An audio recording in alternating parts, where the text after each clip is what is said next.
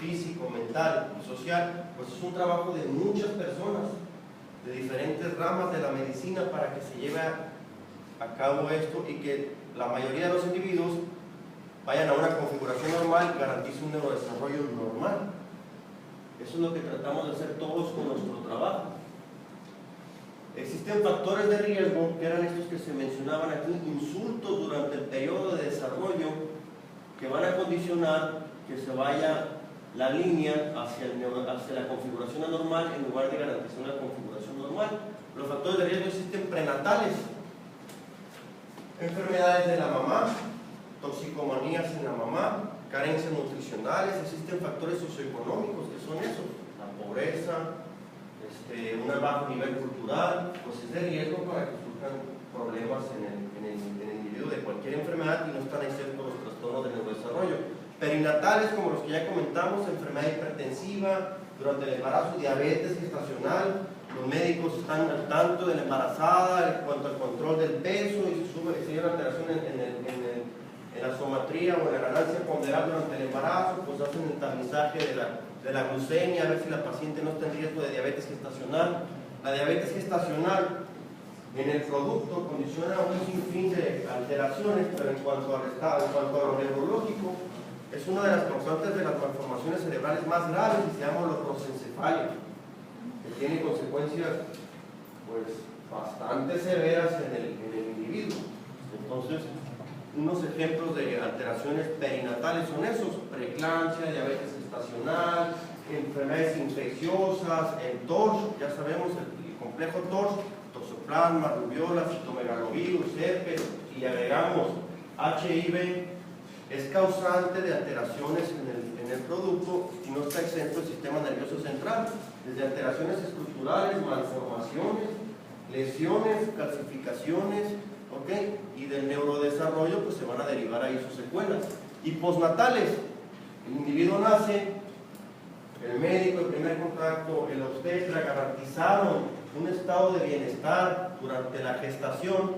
Nace un niño ahí bonito, ¿verdad? Término, con buen peso, ágar adecuado, se egresa como un recién nacido sano, pero en el seguimiento pediátrico surge un insulto postnatal, llámese traumatismo de cráneo, por poner un ejemplo, meningitis, encefalitis, enfermedades orgánicas que van a dar repercusión, como cerebral, como son las enfermedades cardíacas, malformación cardíaca, un sinfín de condiciones que se dan después del nacimiento pueden afectar el neurodesarrollo de un individuo que en los primeros pasos todo estaba garantizado para un estado de salud adecuado y sobre todo neurológico. Los trastornos de neurodesarrollo pues van a derivar dependiendo del área de neurodesarrollo que se vea afectada. Las áreas de neurodesarrollo básicas son el sistema motor, lenguaje, social y cognitivo. Existen trastornos de neurodesarrollo específicos del área motora, del área de lenguaje, del área social y del área cognitiva. Cognitivo es aprendizaje y la función adaptativa. ¿Okay? Tenemos que conocer así de manera ligera lo que es lo normal para luego ver lo que es anormal. Y eso lo hacen también los médicos de primer contacto y los pediatras. El pediatra y el médico familiar y el médico de primer contacto el niño lo llevan al control del niño sano, ¿verdad?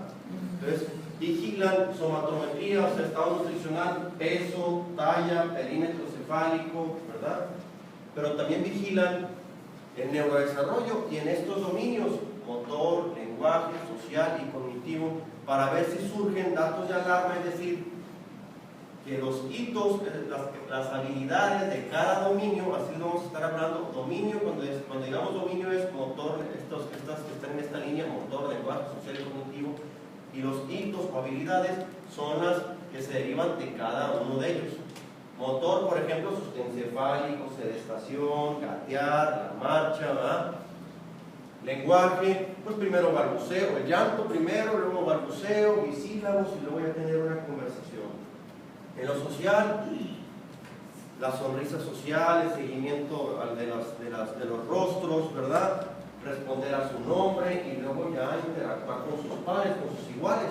En lo cognitivo, pues el aprendizaje que se va dando, pero funciones adaptativas como control de esfínter, autocuidado, alimentación. Entonces, si las habilidades no se están dando en el rango de edad que consideramos como lo normal, pues ahí surge un desfase y un dato de alarma para un trastorno del neurodesarrollo. ¿Okay? Vamos a ver un poquito sobre lo normal. En cuanto al dominio motor, lo más básico, los primeros 3 meses tienen que surgir ya o controlar el sostén cefálico, ¿sale? De los 5 a 7 meses, el paciente ya logra la sedestación, el individuo, no el paciente, porque tiene una patología. El individuo ya logra la sedestación entre los 5 y 7 meses, ¿ok? Entre los 8 y 10 meses, el individuo ya gatea, ¿ok? Entre los 12 y 15 meses, camina solo ya. Entonces tenemos un chico de 8 a 10 meses y ya debería estar gateando y no sostiene la cabecita y no logra la sedestación, pues se sale del rango habitual, ¿verdad? Entonces eso es un dato de alarma para un trastorno del neurodesarrollo, y si estamos hablando de una habilidad motora, de un trastorno del neurodesarrollo motor, ¿ok? Vamos a pasar al motor fino, ese es el motor grueso. Del motor fino, lo importante, 8 a 10 meses hace pinza gruesa. Vamos a tocar los puntos más importantes de cada uno, no toda la tabla completita. De los 9 a los 11 meses, el niño hace la pinza fina. Entonces, un niño que anda con 8 a 10 meses y que ni siquiera hace pinza gruesa, sino que al contrario, tiene atrapamiento del pulgar y la mano empuñada, pues eso no es lo normal, ¿verdad? Primeros 3 a 6 meses, eso ni debería de ocurrir ya el atrapamiento del pulgar.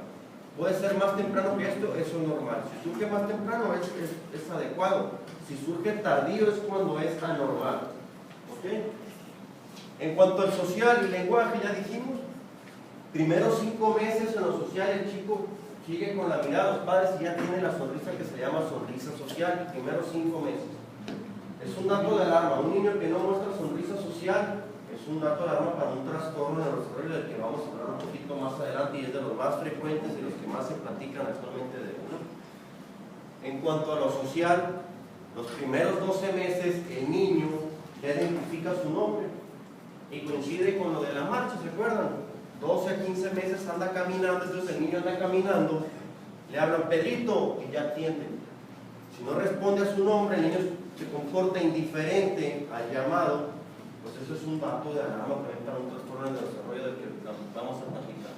Y los primeros 3 años, en el que ya llamamos el lactante mayor, pasa o ingresa en la etapa preescolar, el niño ya se integra, coincide con que empiezan a ir a la fiesta infantil y vemos que se integra al juego con sus pares, con sus iguales, es decir, de la misma edad y del mismo sexo diferente, pero chicos de la misma edad. Tiene un juego similar al que tienen ellos, interactúa con ellos de manera adecuada. Los primeros 3 años ya es un ser social completamente. El lenguaje que tiene pues ya le permite platicar con sus iguales. En cuanto al lenguaje, los primeros meses solamente muestra llanto, pero a los 6 meses el niño ya tiene un lenguaje que se llama balbuceo, ¿okay? A los 12 meses dice por lo menos 5 palabras, pero bien utilizadas. Mamá para decirle a la mamá, papá al papá, agua, identifica a otros miembros de la familia, el abuelo le puede decir tata o tito, ¿sale? Los primeros 12 meses. Entonces es muy pobre el desarrollo del lenguaje el primer año, porque el primer año lo que más se garantiza, o en lo que se le da prioridad, es en algo de hacerlo independiente, que es la motricidad. Lo lleva de estar cargado a los brazos en el primer año sin poderse mover hasta lograr una marcha. O sea, el primer año está dedicado prácticamente al desarrollo motor para ser independiente el individuo. A partir del año es cuando se da el resto de desarrollos más finos, que son lenguaje social y cognitivo. Si a los 12 meses decía solamente 5 palabras, a los 2 años dice 200 palabras. Entonces se demuestra lo acelerado que es el lenguaje a partir del primer año. ¿Me explico? Primer año, primeros 12 meses, gracias, está dedicado casi a lo motor, y a partir del año ya se vienen dando las cosas más finas como es lenguaje, socialización y aprendizaje. A los 2 años dice 200 palabras y a los 3 dice 900 palabras como mínimo. Ya no las vamos a poder contar, pues. Solamente que la mamá sea, que si hay varias muy obsesivas y llegan y dicen.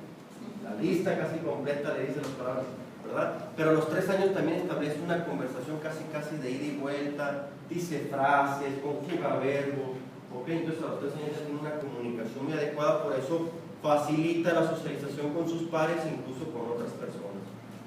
¿Okay? Disculpe, doctor, uno lo puedo preguntar. ¿Y cuando se retrasa en iniciar la marcha, cuánto tiempo se le da para esperar a que el niño ya camine después del año de edad? ¿Cuántos meses? 15 meses, 12 a 15 meses. De 12 a 15 meses esperar que eso es lo adecuado. Okay. ¿Y del lenguaje, doctor? De cada uno de esos dominios van a surgir estas preguntas. ¿El niño puede incluirse dentro de los patrones de normalidad para edad y sexo? Sí. Es lo que hacen diario cuando reciben el control del niño sano, el pediatra y el médico de primer contacto en cualquier institución o en el área privada. Llega el chico, lo pesan, lo miden, le miden el perímetro cefálico, tiene un estado nutricional acorde a su edad y su sexo, ¿verdad? Ahora sigue lo del neurodesarrollo. Bueno, también ven esquema de vacunación acorde a su edad, ¿verdad? Estado nutricional acorde a su edad. Sigue el neurodesarrollo para considerar a un chico sano física, mental y socialmente, que era el objetivo de todos los que estamos aquí. En el área motora, el niño incluye dentro de los patrones de normalidad, sí, tiene todas las características o las habilidades del dominio motor. En el del lenguaje, en el social o cognitivo. Bueno, cuando surge la otra cara que no está dentro de lo normal, corresponde a una variación no patológica o a un retardo en el dominio, ¿sale? Existen variantes no patológicas, como sobre todo en el gateo, dice no gateado, pero tiene arrastre de nalguitas, eso se considera como una variante no patológica. Que la pinza fina, en lugar de hacerla así con el dedo índice y pulgar, que la haga con cualquiera de los otros dedos, son variantes no patológicas, ¿verdad? Que tenga su lenguaje, pero que diga palabras mochas, como decimos normalmente, que se llama dislalias. Eso es una variante no patológica en cierto rango de edad, no es un trastorno del lenguaje. Estamos hablando un poquito de los dominios, lo que surge. En cuanto a si realmente es un retardo, bueno, pues eso ya tendría que derivarse con el especialista de neurodesarrollo, ¿ok? O tratar de clasificarse o hacer el abordaje básico. ¿El retardo es global o es específico? Y ahí va. Si tuviéramos un plumoncito, no tendríamos un plumón y podemos aquí hacer esto más didáctico. Cuando surge en un solo dominio, se le llama trastorno del desarrollo específico o trastorno específico del neurodesarrollo. Cuando es un solo dominio, cuando son 2 o más dominios, se le llama retardo global o retraso global del desarrollo. ¿Sale? Es importante eso, sí, ahorita lo vamos a ver por qué. Si es solamente del dominio motor, de ahí surgen los trastornos específicos del dominio motor. Uno de los más conocidos o más identificados es la parálisis cerebral. La parálisis cerebral es un trastorno motor y postural que surge en un chico que recibe un insulto que provoca ese déficit, ¿ok? En la etapa de desarrollo o de máxima maduración, es decir, los primeros 2 a 3 años. Si el niño, los primeros 2 a 3 años, tenía la motricidad normal, pero entre los 4 y los 5 ocurre algo, trauma de cráneo, meningitis, cualquier condición que le provoque un déficit motor, eso ya no es una parálisis cerebral, es una secuela neurológica. ¿Ok? Entonces, para clasificarlo como parálisis cerebral dentro del dominio motor, tiene que surgir el insulto dentro de los primeros 3 años. ¿Ok? Entonces tenemos trastornos del neurodesarrollo y tenemos lo motor. Un específico de este, que es de las principales causas de discapacidad motriz o motora en la infancia, se le llama parálisis cerebral. ¿Ok? Y la parálisis cerebral no quiere decir que está paralizado el cerebro, sino quiere decir que la parálisis es de origen cerebral, porque hay parálisis de origen medular. Si tiene una lesión medular, va a quedar paralizado en la extremidad. Y Existen parálisis de origen nervioso. Si tiene una neuropatía, el paciente, lesión del plexo braquial, es una neuropatía periférica secundaria al traumatismo o una lesión obstétrica, por así decirlo, es de las principales causas. Entonces le deja una parálisis transitoria de la extremidad superior, porque para eso sirve el plexo braquial, para dar motricidad a la extremidad superior. Entonces ese no es una parálisis cerebral. Si el chico tiene una manita con una parálisis alta del plexo braquial que se llama de Duchenne, que adopta una postura en semi-extensión, con la mano hacia atrás, le llamaban del mesero, como si quisiera obtener una propina, pues. Identifican esto, ese no es un niño con parálisis cerebral.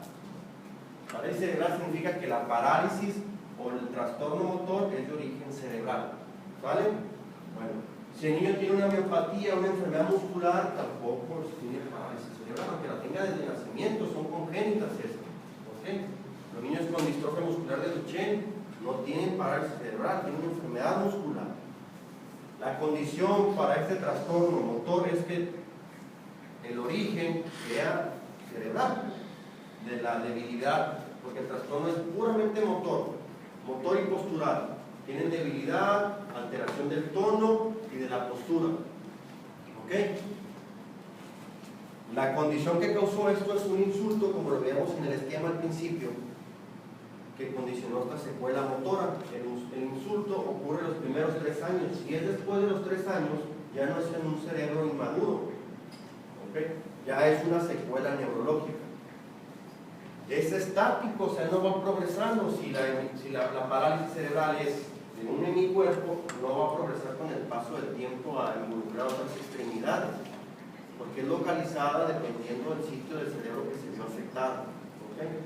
Sí se puede acompañar de otras alteraciones, sí, sobre todo el grado máximo o la más severa de las parálisis cerebrales, que se llama cuadriparético espástico, que es el que tiene afectadas las 4 extremidades. ¿Vale? Esas lesiones muy severas cerebrales, y esas por lo general sí se ven acompañadas de discapacidad intelectual, de trastorno del lenguaje, incluso de otras enfermedades neurológicas como la epilepsia. Pero la variante más frecuente, que es la dipléjica, y la segunda, que es la hemipléjica, esas por lo general no tienen discapacidad intelectual, sí tienen marcha, no es bajo el porcentaje de epilepsia, ¿vale?